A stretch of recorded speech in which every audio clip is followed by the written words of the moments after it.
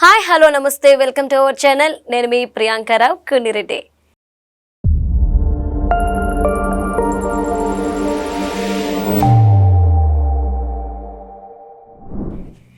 నాగ చైతన్య సమంత మళ్ళీ కలవబోతున్నారా? వీరిద్దరూ మళ్ళీ స్క్రీన్ షేర్ చేసుకోబోతున్నారా? ఎప్పుడు ఎక్కడ ఎలా కలవబోతున్నారు? మళ్ళీ ఫ్యాన్స్కి అదిరిపోయే పండగనివ్వబోతున్నారు. ఇవన్నీ కూడా సోషల్ మీడియాలో నాగ చైతన్య సమంతల మీద జరుగుతున్న ట్రోలింగ్స్. సో ఎందుకు ఈరోజు వీరిద్దరూ కూడా హెడ్లైన్స్లో నిలిచారు అంటే, వీరిద్దరూ కలిసి నటించిన మొదటి సినిమా ఏ మాయ చేసావే రిలీజ్ కాబోతుంది. సో ఎలా చూడాలి? వీళ్ళిద్దరికే ఫ్యాన్స్ ఉంటారు, ఈ ఇద్దరు జంటకే ఫ్యాన్స్ ఉంటారు. మరి వీళ్ళిద్దరూ ప్రమోషన్ లో ఎలా పాల్గొంటారు? ఇప్పుడు ఇదే పెద్ద క్వశ్చన్ మార్క్ అయింది. సో దీనికి సంబంధించి మనతో మాట్లాడడానికి సినీ క్రిటిక్ దాసరి విజ్ఞాన్ గారు ఉన్నారు. ఆయనతో మాట్లాడదాం. హలో అండి. యాక్చువల్లీ ఏ మాయ చేసావే రిలీజ్ అవుతుంది. సో సోషల్ మీడియా అంతటా కూడా చై శామ్ మళ్ళీ కలవబోతున్నారు, స్క్రీన్ షేర్ చేసుకోబోతున్నారు, ఫ్యాన్స్ కి పండగ ఇవ్వబోతున్నారు, ఇలాంటి థంబ్నెయిల్స్ వస్తున్నాయి. మరి వీటి నేపథ్యంలో వీళ్ళిద్దరు కలిసి ఈ సినిమాకి ప్రమోషన్ చేస్తారా? ఎలా చూడాలి? ఇద్దరు ఫీలింగ్స్ ఎలా ఉండబోతున్నాయి? రిలీజ్ సినిమాలు ఈ మధ్యకాలంలో ఒక ట్రెండ్. అవును, ఫస్ట్ స్టార్ హీరోల సినిమాలని రిలీజ్ చేశాడు, తర్వాత కల్ట్ క్లాసిక్ సినిమాలని రిలీజ్ చేశారు. స్టార్ హీరోల సినిమా ఎక్కడ ఒకటి నుంచి స్టార్ట్ అయింది కదా ఇదంతా, అలా చేసేవాళ్ళు. తర్వాత కల్ట్ క్లాసిక్స్ లైక్ భైరవ ద్వీపం, ఆదిత్య 369, మాయాబజార్ లాంటివి రిలీజ్ చేస్తారు. తర్వాత ఏమైంది, ఆల్మోస్ట్ ఫిబ్రవరి 14th వచ్చిందంటే తొలి ప్రేమ లాంటి సినిమాలు ఇలాంటివి రిలీజ్ చేసేవాళ్ళు. ఈ మధ్య కాలంలో స్టార్ హీరోల సినిమాలు అన్ని కూడా రిలీజ్ అవుతున్నాయి. అది ఒక ఫ్యాన్స్ మీట్ అని చెప్పుకోవచ్చు బేసికలీ. ఇప్పుడు ఆ ట్రెండ్ ని చిన్న సినిమాలు కూడా ఫాలో అవుతున్నాయి. అందాల రాక్షసి ఇప్పుడు నెక్స్ట్ ఉంది, మొన్న అయిపోయింది అది. ఈ నగరానికి ఏమైంది కూడా రిలీజ్ అయింది. ఇట్లా అంటే ఆ టైర్ సినిమాలు కూడా వచ్చేస్తున్నాయి. ఈ క్రమంలో దీంట్లో ఒక రికార్డ్ ఉంది, మళ్ళీ మనం చెప్పుకోవాలి. తొలి ప్రేమ సినిమా రిలీజ్ సినిమాలో రికార్డ్. ఇది ఇప్పటికి 7వ 8వ సార్లు రిలీజ్ అయ్యింది. ఇప్పుడు నెక్స్ట్ వీక్ కూడా మళ్ళీ రిలీజ్ ఉంది. ఆల్రెడీ మొన్న రిలీజ్ అయింది, మళ్ళీ రిలీజ్ అవుతుంది. దీన్ని అన్ని ఫార్మాట్లు మార్చారు. ఇప్పుడు 4K రిజల్యూషన్, చాలా ఫార్మాట్స్ మార్చి రిలీజ్ చేశారు. అదొక అరుదైన విషయం. మనం కలేజాలో మాట్లాడుకున్నాం, దాంతో రికార్డ్, దీంతో రికార్డ్. ఇప్పుడు అసలు విషయానికి వస్తే, సమంత అండ్ నాగ చైతన్య. సమంతకి ఫ్యాన్స్ ఉన్నారు, నాగ చైతన్యకి ఫ్యాన్స్ ఉన్నారు. సమంత నాగ చైతన్య కలిసి ఉన్నప్పుడు ఈ జంటకి కూడా ఒక ఫ్యాన్ బేస్ ఉంది, ఇష్టపడేవాళ్ళు. నెక్స్ట్ ఏం మాయ చేసావనే సినిమా గురించి మాట్లాడుకుంటే, లవ్ స్టోరీ సినిమాలన్నిట్లోనూ కూడా లైక్ కొన్ని సినిమాలు, అప్పట్లో రోజా సినిమా, అలా చాలా రేర్ గా ఓ సెట్ ఆఫ్ సినిమాల గురించి మాట్లాడుకునే ప్రేమ కథలు ఉంటాయి కదా, అందులో ఒక పార్ట్ ఏం మాయ చేసావే కూడా ఉంటది ఎప్పటికీ. ఆ cinema over night Samantha career ని మార్చేసిన సినిమా అది. నైట్ స్టార్ హీరోయిన్ అయిపోయింది. తర్వాత వెంటనే మహేష్ బాబు పక్కన, ఎన్టీఆర్ పక్కన, రామ్ చరణ్ పక్కన బుక్ అయిపోయి అట్లా అయిపోయింది, అలా మారిపోయింది. నవ్వు ఈ జంటకున్న ఫ్యాన్స్, ఏమై చేసావే మూవీకున్న ఫ్యాన్స్, అటు సమంత ఫ్యాన్స్, ఇటు నాగ చైతన్య ఫ్యాన్స్, ఈ నలుగురు కూర్చునే ఒక అరుదైన ప్లాట్ఫామ్ ఇది. కొట్టుకు చేస్తారా, లేదంటే పర్లేదు అయిందేదో అయింది చూడండి అంటారా? అంటే అయిందేదో అయింది, అబ్బాయి ఇంకో పెళ్లి చేసుకొని బానే ఉన్నాడు. ఈ అమ్మాయి కూడా తన అలా కెరీర్ విషయంలో ఒక ప్రొడ్యూసర్ అలా స్థిరపడింది. అఫ్ కోర్స్ రాజనీరముడితో అంటగట్టారు, కానీ అది నిజమో కాదో తెలియదు. ఏదో తన కెరీర్ పరంగా షీస్ గుడ్.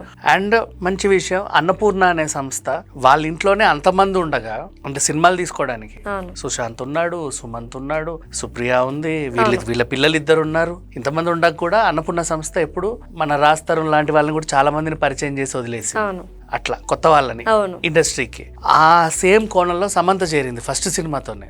శుభం అనే ఒక సినిమాతో ఒక ఇంతమందిని అట్లా వదిలేసింది బయటికి. ఇప్పుడు వాళ్ళందరూ వేరే వేరే సినిమాలలో క్యారెక్టర్ ఆర్టిస్టులుగా, కొంచెం లీడ్ యాక్టర్లుగా వెబ్ సిరీస్ లోను అక్కడెక్కడ బుక్ అవుతున్నారు కొంచెం మంచి అమౌంట్ కి. ఆ పిల్లోడికి కూడా కొంచెం ఇమేజ్ వచ్చింది, అంటే మినిమం గ్యారంటీ హీరో లాగా.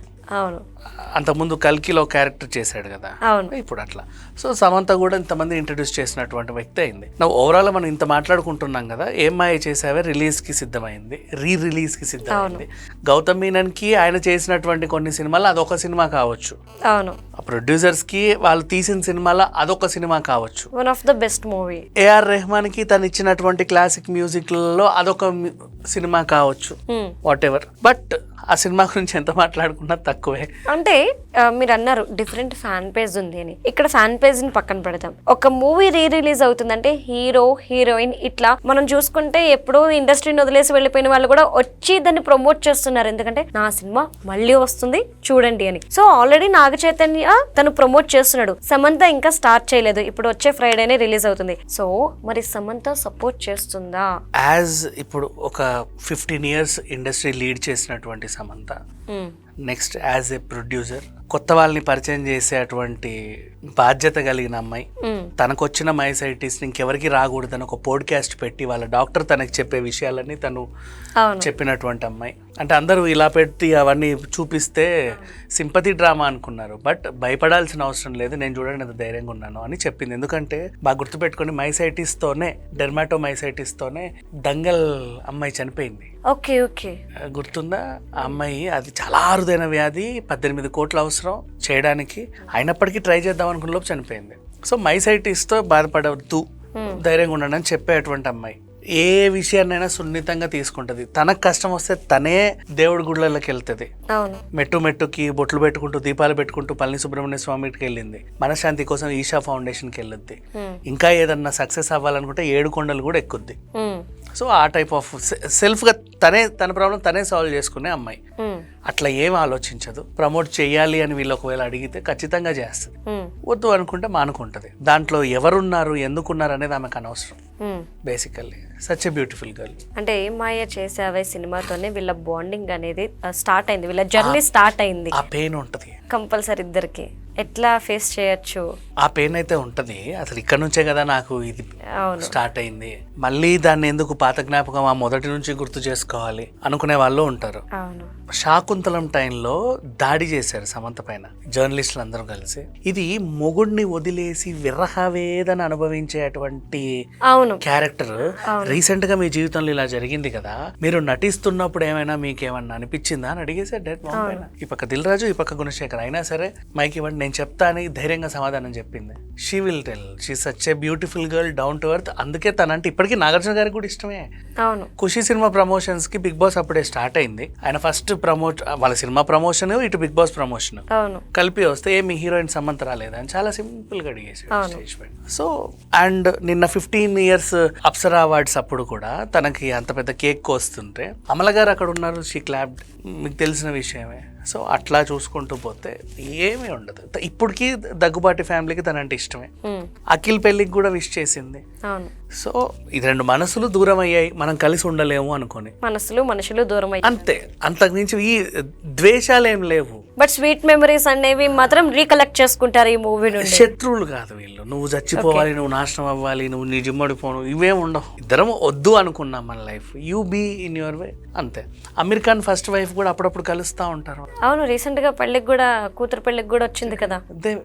జోవియల్ గా చాలా మందిని చూసాం ఇలా. ధనుష్ అండ్ ఐశ్వర్య మొన్న పిల్లోడికి డాక్టరేట్ పట్టా ఇచ్చారు.